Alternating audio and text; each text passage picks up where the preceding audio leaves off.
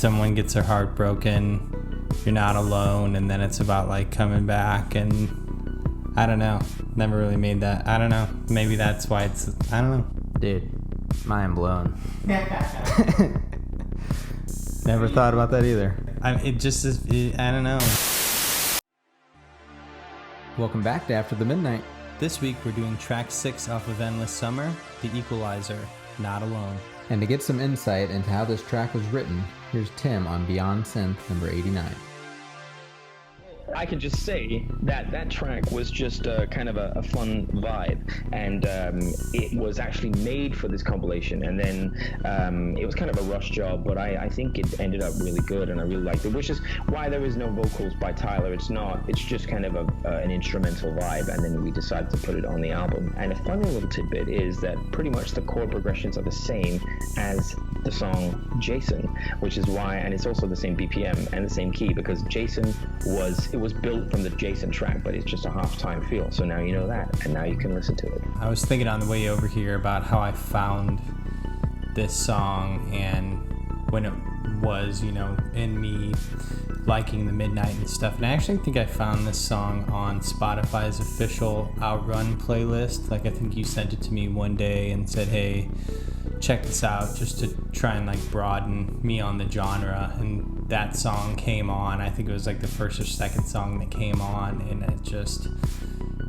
I listened to the whole thing and I was like, wow, this song rips the whole time. And I looked and I was surprised to see it was the Midnight, and I love how much Tim flexes on this song, and just how powerful and driving the whole thing is. And to me, not gonna lie, I was a little bummed to hear in that clip that it was done so fast, but I also think that that's cool because it shows that he can just flex like that and make something, so cool and album worthy, so fast like that. So yeah, he definitely flexes here, and this is one of my favorite all instrumental tracks by them. I really like the Not Alone voice that he uses. I think that really keeps it unique in many ways. When you hear instrumental tracks a lot of time, it gets lost in the mix, and I think having that little vocal part in there, it really helps, the listener remember what it is, and also just keeps it unique. Yeah, for him to say, this one was written really fast initially for something else, which I wonder what that could be. And that's why, Tyler doesn't have vocals on it or anything like that. It was an interesting tidbit to learn. There's not a lot that we've found, but I'm interested just to know about the whole history of this song, because, with him saying it was written quick, like, we know, if you've seen our previous episodes, like, the demo version of Jason is actually kind of like the skeleton of this song. There's a version with Nikki Flores singing over the top of it, which we'll play a little bit of. But, you have that out there, and then this comes back and ends up making the album, and they, choose to keep it an instrumental track. So yeah, I wonder where it got started, what compilation it was supposed to be on, and ultimately how it found its way to Endless Summer. I really feel like Tim loved this beat so much, this instrumental so much, and then whenever he made Jason, he changed so much of it to fit that song, fit that vibe. He added the saxophone, and I think, he just really loved it that he wanted to bring it back. So he took that core part again. It was like, I'm just going to make an instrumental track with this, add a little bit more to it, and we'll add it somewhere else on the album. And I think the flow of it really works here. Jason ends, we get synthetic, which kind of is a little bit more calm, and then this picks up where Jason left up. It's just got that really, really driving force the whole time. So yeah, it's definitely one of my favorite Midnight songs, and I feel like that changes a lot, but this one has always stayed in my top 5 ever since I found it. So yeah, love this song. Yeah, it's really got that like walking beat to it, it just makes you want to bob your head. I really enjoy that drum pattern that he has there. So now let's take a listen to the track.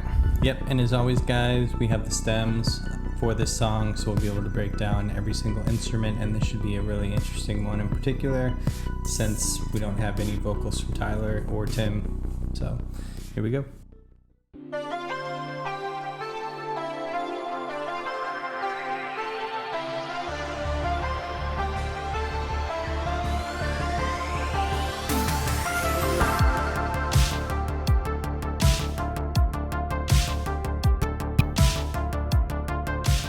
Here's the drums. So simple. It's interesting to hear this because the bass and snare are so dry, but then the toms and the other effects have that big effect.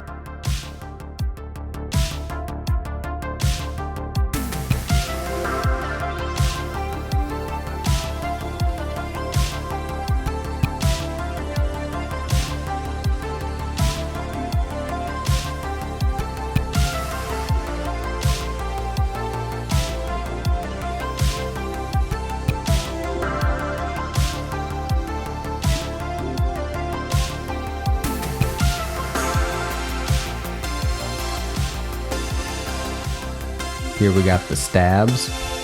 I love when these come in. Just like right as you think it's gonna feel a little bit boring or repetitive, just comes in, boom.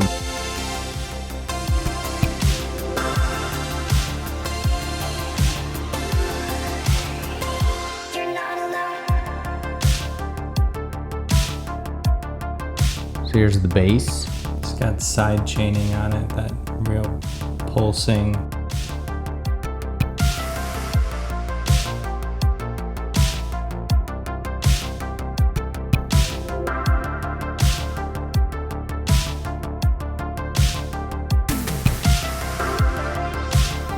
This is the main theme. Yeah, so it sounds like on this one stem, he's going between two instruments. Sounds like sound switched a little bit.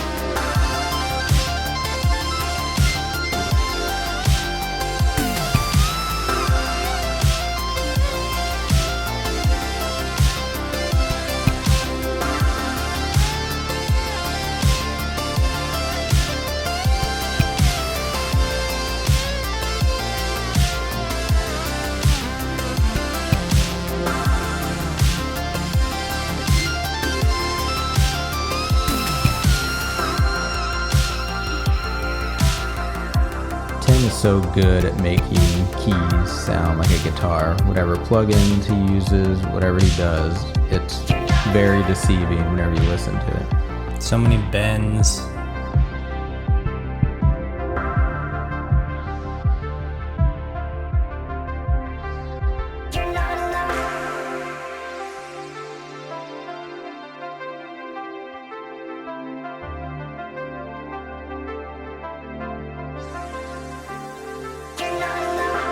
It's also interesting how the hook, you're not alone. It's kind of spaced out, but then there at the end, it's like 3 times in a row, 4 times in a row.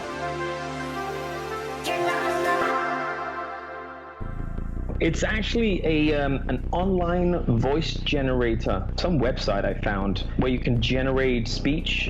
You can write down what you want her to say. You can choose a voice, and then it comes out, and you can download it as a WAV file. And then by means of a lot of pitch shifting and stretching, and stretching the words so it fits into the track, I've made these weird melodies. But I really think I love the synthetic quality to it. This is one of my favorite instrumental tracks from them, and I like that it's not all instrumental. I like the little hook part, "You're Not Alone," because I think that helps identify it for listeners. And I think it makes it unique, when you're listening to a bunch of instrumental tracks on like instrumental playlist, songs can get lost in the mix, and just having that little part there really makes it recognizable, makes it marketable, and makes it so the listener can remember it. What's interesting now that I think about it more too, is what an interesting place on the album to have after a song like Synthetic, where it's like, I'm synthetic, nothing human about me, just a machine full of moving parts. It's about being alone. And then the next song is like, you're not alone. And then after that, it's the comeback kid. It's like, I'm the clear-eyed, I'm the comeback kid. It's kind of like, you look at the first part of the album, it's these 2 young kids who go and run off. Someone gets their heart broken, you're not alone. And then it's about like coming back and I don't know. Never really made that. I don't know. Maybe that's why it's. I don't know. Dude, mind blown. Never thought about that either. It just is. I don't know. You know, it's like Synthetics all about being. You know, it's like you got Jason. You're chasing this guy. Synthetics about the heartbroken individual. Then you have the You're Not Alone right into the Comeback Kid, and that's about like getting over something tough and overcoming that obstacle. You know, I don't know. It's just interesting how that all works out like that. Genius. This is why we do these deep dives, guys. And crack the code. Stuff. That was a tough one to crack. Yeah, that was awesome. Good thinking there. Yeah, I mean, good observation. I don't know. Like when you said that, you know, about the computer voice and stuff, I've never really thought about it much. It's just always been there, and I've always thought it was cool, you know, and like you said, it's a good identifier. It kind of catches your attention and makes you think. But I just wonder if there's more of a reason why that's there, you know. And End the Summer's obviously been on my mind a ton, because for anyone that's a Midnight fan, we're right in the middle of End the Summer 5th anniversary summer, so it's an exciting time to be a fan. So it's just constantly, I mean, the 5th anniversary has constantly been in rotation for me, so this song is getting a lot of plays yet again. Not that it didn't before, but yep. And we have the Rear View Mirror, which is also celebrating these songs, or a few of these songs. Yeah, and we got Vampires already. It's so unique for them to do something like that. I mean, a synth-based band, you know, where most of their sounds come from computers, for them to work with an orchestra like that is just so awesome. And it's so cool that they're doing so much for the 5th year of End the Summer. I mean, it was such a big record for them, you know, and the fact that it's getting the love that it's getting, you know, all over again. It's a really cool time in the Midnight universe to be a fan, and for us to be going through it as this is happening to it. It just, you know, makes you appreciate it that much more. So yep, because they're huge now compared to when this album came out. I mean, when I started listening in 2018, I think they had like 250,000 listeners on Spotify. Now they're almost at 1 million. So I can only imagine back in 2016 it was probably, you know, a few thousand. Yeah. That. So it's nice to, you know, really give this album the love that it needs, and it's awesome. Tyler even tweeted about that like last week, right before Vampires came out. He was talking about just, you know, how many plays this album has gotten and how blown away he was. And yeah, like I said, it's just an awesome time to be a Midnight fan. And I want to give a huge shout out to the Midnight Discord. If you guys are fans of the Midnight, you should definitely check it out. The Midnight is running sort of a ARG. We don't really know what it is right now, if it's going to be an ARG or not, but they ran one last year, and they've been dropping some clues in the Discord and stuff like that. There's a lot of hints all over the internet, if you're a fan. But if you like talking about the Midnight, you should definitely check out the Midnight Discord.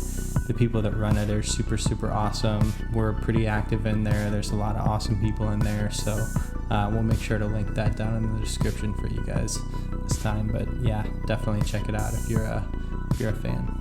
So we talked about the similarities with Jason. So here we'll play a little bit of the demo of Jason so you can hear the similarities.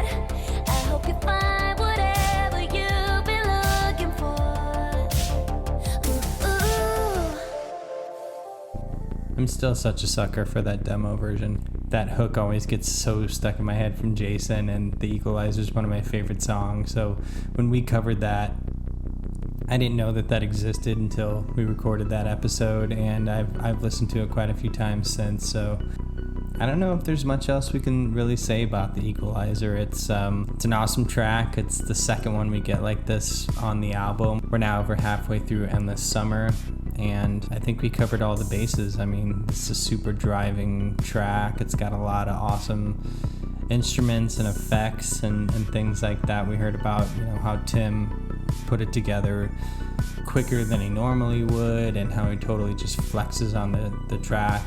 Yeah, really cool song. So thanks for watching. Come back in our next episode for The Comeback Kid, where I'm super stoked on that one of my favorite songs by them. Super stoked for The Comeback Kid. I love the message in that song.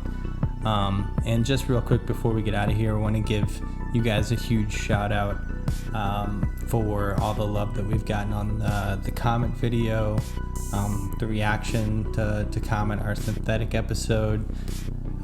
We've just been really trying to push out quality stuff for you guys, and you guys have been being super awesome in return with the comments and the likes and the views. All the interaction that we have with you guys has been super awesome. We're super thankful for it every single time, so can't thank you guys enough for that, and plenty more where that came from for sure. So catch you guys in the next one.